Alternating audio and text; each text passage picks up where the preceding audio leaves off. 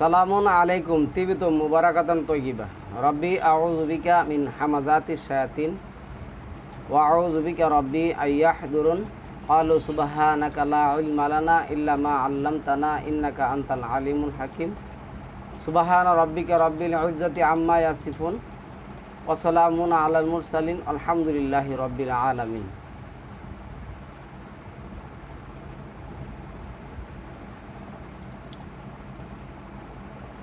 সম্মানিত মুসলিম ভাই বোনেরা,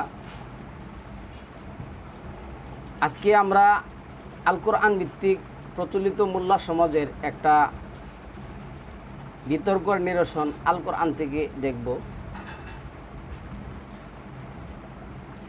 আল কোরআনে এই ব্যাপারে মহান আল্লাহ যেটা বলছেন 25 নম্বর সূরা 33 নম্বর আয়াতের মধ্যে বলছেন, ওয়ালা ইয়াতুনাকা বিমাসালিন ইল্লা জিনাকা বিল হাক্কি ওয়া আহসানু তাফসিরা।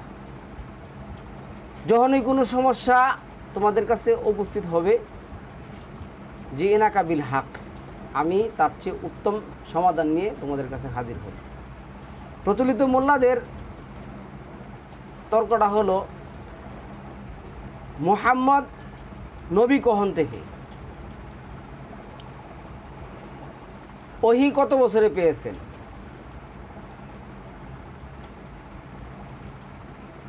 আল কোরআনে কি এর কোনো সমাধান আছে? আমরা আল কোরআন থেকে সমাধান দেখব।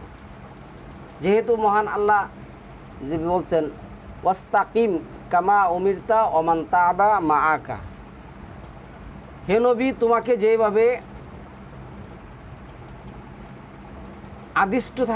আদিষ্ট করা হয়েছে, মানে যেভাবে আদেশ করা হয়েছে তুমি ওইভাবেই আদিষ্ট থাকো, এবং যারা তওবা করে তোমার সাথে আসছে তারা যেন এই কোরআনের গণ্ডি হতে একচুল বাহির না হয়। দলিল ব্যাপারে আল্লাহ অসংখ্য আয়াত বলছেন, আমি বারবারই বলে থাকি। আল্লাহ সালামুন আলা মুহাম্মদকে 6 নম্বর সূরার 149 নম্বর আয়াতের মধ্যে বলছেন, কুল ফালিল্লাহিল হুজ্জাতিল বালিগা, তুমি বলো চূড়ান্ত ভিত্তিক দলিল প্রমাণ একমাত্র আল্লাহ। নাবী কি? আমরা যদি এই 38 নম্বর সূরার 88 নম্বর আয়াতটা দেখি, তাহলে এখানে আসছে কি, ওয়ালা তা'লামুনা, ওয়ালা তা'লামুন্না, ওয়াও এবং এই যে ওয়াও এবং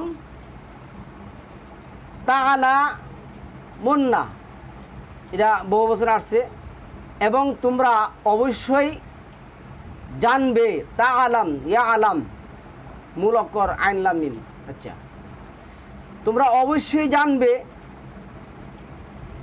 নাবা আহু, নাবা দেন লেখছে খবর, নাবা অর্থ কি? খবর। নাবা অর্থ খবর। বাদা হিন, কিছুকাল পরে এর সংবাদ তোমরা অবশ্যই জানতে পারবে। এই মূল অক্ষর সে নুন বা, নাবা থেকে আসছে নবী, আর রাসিম রিসালাত থেকে আসছে, রিসালাতটা কি? কোরআন। তো কোরআনের সংবাদ আল্লাহ বলছে ওয়ালা ইউনাব্বিউকা মিসলু খাবির, আর আমার মতো করে তোমাকে কেউ উত্তম খবর দিতে পারবে না। তাহলে এইখানে আমরা আজকে যেটা নিয়ে সেটা বাড়াবাড়ি করতেছি, মোল্লা সমাজ যেটা নিয়ে বাড়াবাড়ি করতেছে, এটার মানে কি সমাধানটা? সমাধান রইল যে নবী কখন থেকে, আমরা কখন থেকে ওনাকে নবী মনে করব, কখন থেকে আমরা ওনাকে নবী মনে করব? আল্লাহ এখানে বলছেন, দেখুন, নবী এক জিনিস আর মুহাম্মদের জন্ম এবং মুহাম্মদ আরেক জিনিস। আল্লাহ কাকে নবী বানাবেন এটা আল্লাহ জানেন। যেমন আল্লাহ যেটা 2886-তে বলছেন, হে নবী তুমি তো কখনো কল্পনা করো নাই তুমি নবী হবে। তার মানে দেখা যায় যে নবীর অনেক দিন বয়স চলে গেছে। আবার ওয়াজাদাকা দোয়াল্লান ফাহাদা, তুমি ছিলে কি? পথহারা, আমি তোমাকে কি করছি? পথ দেখিয়েছি। তাহলে তার পথ চলার সময় ছিল আগে। সবচেয়ে বড় যে আয়াতটা দলিলটা আছে আমরা এখানে দেখব, 10 নম্বর সূরার আয়াতটা দেখুন কি বলছে। আয়াতটা আছে কুল লাউ শা আল্লাহু মা তাআলাউ তুহু মা কুল বলো লাউ যদি শা চাইতেন আল্লাহু আল্লাহ মা তাআলাউ তুহু আমি তিলাওয়াত করতাম না তাআলাউ তুহু আমি তিলাওয়াত করতাম না আলাইকুম তোমাদের কাছে ওয়াও এবং লা না আদরা তিনি জানতেন তোমাদের আদরাকুম তোমাদের বিহি সম্বন্ধে ফাকাদ ফা অত্রপর কাত এটা নিশ্চয় হয় পাস্ট টেন্সে হয়। আচ্ছা লাবিস্তু আমি অবস্থান করেছিলাম আমি এই যে ফাকাদ লাবিস্তু যদি কাদরা আপনি রাখেন তাহলে এটা কি আমি করেছিলাম ফাকাদ লাবিস্তু আমি করেছিলাম ফি অর্থ মধ্যে বা মাঝে কুম তোমাদের এরপর আছে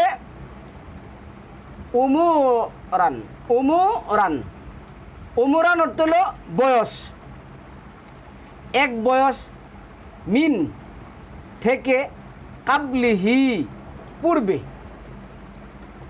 মানে আয়াতটার কথাটা একটু মনোযোগ দিয়ে শুনুন তাহলে মোল্লাদের চিল্লাচিল্লি এবং মোল্লাদের ধর্ম সম্পর্কে জানতে পারবেন। মহান আল্লাহ বলতেছে হে নবী তুমি তাদেরকে বলো আমি তো এর পূর্বে তোমাদের সঙ্গে বহু একটা সময় বিশাল একটা সময় কী করছি অতিক্রম করেছি এতদিন তো আমি তোমাদের কাছে এই কথাগুলি বলি নাই তবে হ্যাঁ এখন বলতেছি যে আল্লাহ আমাকে বলতে বলেছেন তাহলে এই কথা দিয়ে কি প্রমাণ হয় না যে এখানে এসে ফাকাত লাবিস্তু ফিকুম ওমরান আমি তো এই কথা বলার পূর্বে অনেক দিন কী করছি তোমাদের সাথে একসাথে ছিলাম তখন তো আমি বলি নাই তার মানে কি নবী যে সংবাদ প্রচার করছেন যখন আল্লাহ তাকে কি দিছেন মানে নবুয়তের দায়িত্ব দিছেন তখন উনি এটা বলছেন এন্ড কত দিনে উনি নবুয়ত পেয়েছেন এই কথা আমরা আল কোরআন থেকে প্রমাণ করব কত দিনে উনি নবুয়তটা পেয়েছেন এই কথা আমরা আল কোরআন থেকে আজকে প্রমাণ করব কত দিনে উনি মারা গেছেন কতদিন মক্কায় ছিলেন কতদিন মদিনায় ছিলেন আমরা আল কোরআন থেকে আয়াতের মাধ্যমে কি করব প্রমাণ করব তাহলে সম্মানিত ভিউয়ার্স আপনার মধ্যে আমার মধ্যে এই ইয়াটা থাকবে না আশা রাখি ইনশাআল্লাহুল আজিজ। এই আয়াত দ্বারা প্রমাণ হয় মানে 10 নম্বর 16 নম্বর আয়াত দ্বারা প্রমাণ হয় কি যে নবী অবশ্যই এবং ওই যে সূরা দুহার যে 93 নম্বর সূরার আয়াত দ্বারা প্রমাণ হয় এবং 28 নম্বর সূরার যে 86 নম্বর আয়াত দ্বারা এই আয়াতগুলির দ্বারা প্রমাণ হয় যে উনি নবুয়ত পেয়েছেন ওনার জন্মের অনেক পরে। আচ্ছা আরেকটা কথা বলে রাখা ভালো মহান আল্লাহ বলছেন তুমি তো জানতো না তো আল্লাহ তো জানতেন উনি কখন নবী হবেন ওনাকে কখন থেকে নবী বানাইছেন এটা আল্লাহ ভালো জানেন আল্লাহ নবী রাসূলদের খাতা কখন থেকে খুলছেন এটা আল্লাহ যেটা বলছেন যে মানব জাতির সৃষ্টির পূর্বে আল্লাহ বিধান আগে আল্লাহ এই বিধান কী করছেন 33 নম্বর সূরার যে 72-73 নম্বর আয়াত দেখে যাই হোক আমরা আজকে এই জিনিসটাই প্রমাণ করার চেষ্টা করব সম্মানিত ভিউয়ার্স। এখন আল কোরআন ভিত্তিক সালামুন আলা মুহাম্মদের বয়স আল কোরআন ভিত্তিক সালামুন আলা মুহাম্মদের মক্কি জীবনী মাদানী জীবনী এবং ওনার নবুয়ত প্রাপ্তির কাল আমরা এনে আলোচনা করব। এখানে দেখুন সূরা নং 40 নবুয়তের বয়স 40 নম্বর সূরা নবুয়তের বয়স সম্পর্কে আলোচনা করা হয়েছে সূরা নং 40 এই যে আচ্ছা নবুয়তের বয়স সূরা নং 13 মক্কি জীবনী সূরা নং 10 মাদানী জীবনী উনি 10 বছর 10 নম্বর সূরা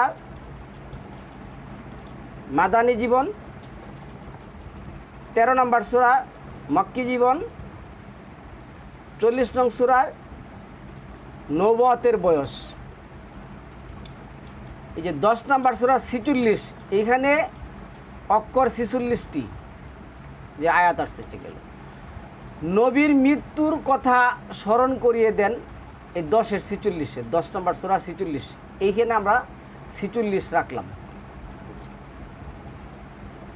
40-এ 77, 40 নম্বর সূরা, আমরা 40 নম্বর সূরা নিলাম, আমরা 77 নম্বর আয়াত নিলাম।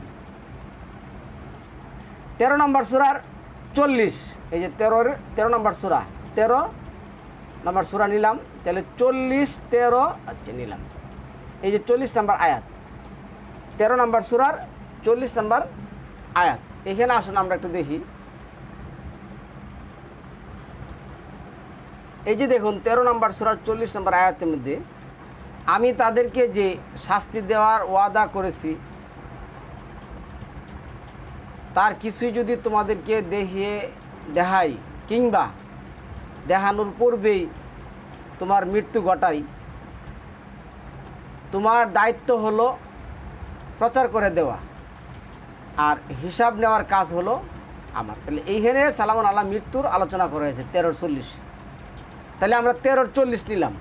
এখানে কি আসছে দেখুন, এই যে 40-এ 77, অতএব তুমি ধৈর্য ধারণ করো, কেননা আল্লাহর ওয়াদা সত্য, অতঃপর আমি তাদেরকে শাস্তির যে ওয়াদা দিয়েছি তার কিছু যদি তোমাকে এই পৃথিবীতেই দেখিয়ে দেই অথবা তাদেরকে শাস্তি দেওয়ার পূর্বে তোমার মৃত্যু ঘটাই, উভয় অবস্থাতেই তাদেরকে আমার কাছে ফিরে আসতে হবে। এইখানে দুইটা আয়াতের মধ্যে 13-40, 40-এর 13, দুইটা আয়াতের মধ্যে কি করছেন আল্লাহ সালামুন আল্লাহ মৃত্যুর কথা বলে দিয়েছেন। আচ্ছা নিলাম, এখানে 40-এ 77 নিলাম, 13-40, 40-এর নিলাম। আচ্ছা তারপরে 10-এর 46, 10-এর 46 কি আসছে দেখুন, আমরা আমি তাদেরকে যে পরিণতি ভয় দেখিয়েছি তার কিছু অংশ আমি যদি তোমাকে দেখিয়ে দেই কিংবা তার পূর্বে তোমাকে যদি উঠিয়ে দেই, অবস্থা যেটাই হোক না কেন, যাই হোক ব্যাকেট দিয়ে বলছে, তাদের প্রত্যাবর্তন তো আমার কাছেই, সর্বোপরি তারা যা কিছু করছে আল্লাহ হচ্ছেন। তাহলে এই আয়াতগুলির মধ্যে কী করছেন আল্লাহ তার মৃত্যুর সংবাদ দিচ্ছেন। তাহলে এই আয়াতগুলি যদি আমরা নেই সম্মানিত ভিউয়ার্স, এখানে আসুন। আচ্ছা তাহলে এখানে কী আসছে দেখুন। আচ্ছা আমি আয়াতগুলি দেখাচ্ছি। এখন আসুন আমরা কি করলাম, 10-এর 46, এইখানে অক্ষরও 46টি আছে, আয়াত 46। আচ্ছা সূরা নং 40, নবুয়তের বয়সও 40, এই যে 40, তাহলে 40 বছর না, 40 নম্বর সূরার 13 নম্বর সূরার 10 নম্বর সূরার, এটা কিসের ইঙ্গিত? এই ইঙ্গিতটা হলো 40 বছর বয়সে উনি কী করছেন, নবুয়ত পাইছেন। 13 বছর উনি ছিলেন কোথায়, মাক্কি। 10 বছর ছিলেন উনি মদিনায়, তাহলে ওনার বয়স হলো কি 63। সালামুন আলা মুহাম্মদ উনি নবুয়ত পাইছেন 40, এই 40 নম্বর সূরা আমরা নিলাম গাফির। আবার 13-40-এ সালামুন আলা মুহাম্মদের মৃত্যুর কথা স্মরণ করিয়ে দিয়েছেন। আবার 40-এ 77-এ সালামুন আলা মুহাম্মদের মৃত্যুর কথা কী করছেন, স্মরণ করে দিয়েছেন। আবার 10-এর 46-এ উনি কী করছেন, মৃত্যুর কথা স্মরণ করে দিয়েছেন।